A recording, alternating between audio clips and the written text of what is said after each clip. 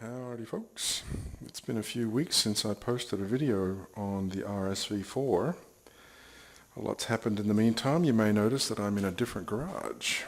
I've moved house and started a new job and things have been pretty hectic, but here we are again.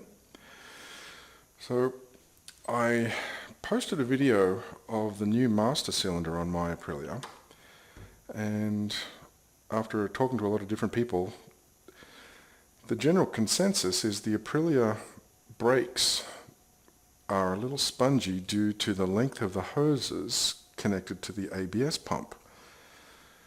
The aftermarket master cylinder, I think it's the RCS17 or RCS19, is an improvement. It actually provides a little more feel to the brakes.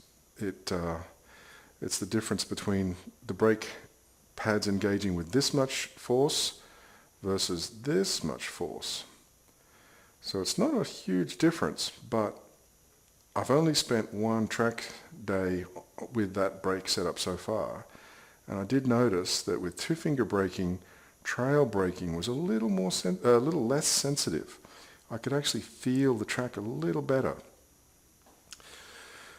Obviously everyone is a little different, so that's just my personal feeling, but yeah, that's my feedback so far.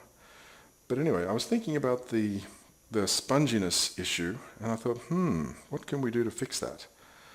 And yeah, as you may notice, I have a tube flaring tool. This is designed to turn straight tube. This is actually 3/16 of an inch stainless steel brake tube mounted to a banjo. So what I've been experimenting with is a couple of different flared styles. So that's, the tube goes in like that, and after a couple of operations comes out like this. Unfortunately, I also have managed to leave my camera mount at the other house, at my old house, so I can't give you a proper demonstration of how this system works yet, but I will. In the meantime, there we go. In the meantime, this shows you how the system works. So this little sample set, or sample section, you can see that the little fixture goes on the end. The flared section mates up perfectly with that section on the banjo bolt, and then it screws together. I've got a couple of different styles, steel and anodized aluminum, or aluminium for the rest of the world. And the plan is to make a set of full stainless steel brake lines going to and from the ABS pump, so that the end result is a braided hose that is no longer than the standard braided hose on any other RSV4 without ABS. So actually, yeah, let's go to the bike and I'll do a little quick demo. So here we are in the, not garage, but who can say that they haven't at some point wanted to have a room full of motorcycles in the house? So this way they are nice and convenient to work on.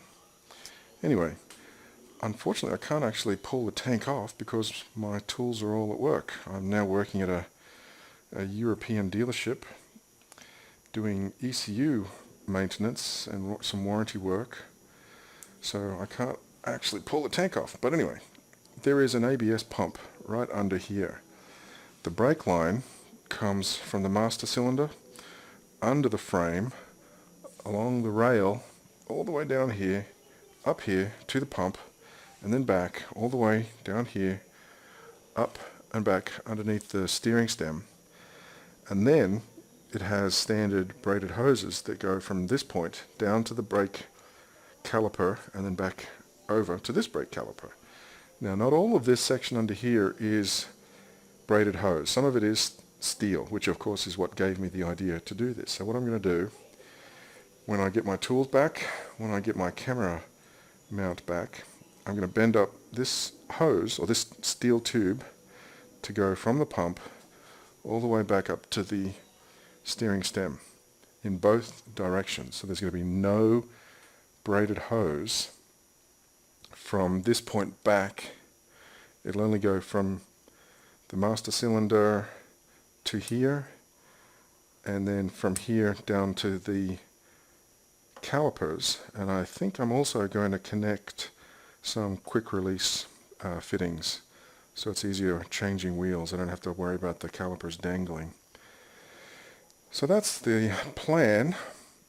Like I said, once I get my tools back and once I get my camera mount back, I will do a more thorough video showing the process of making these brake lines, these hard stainless steel brake lines, and mating them up to some shorter braided hoses with quick release connectors.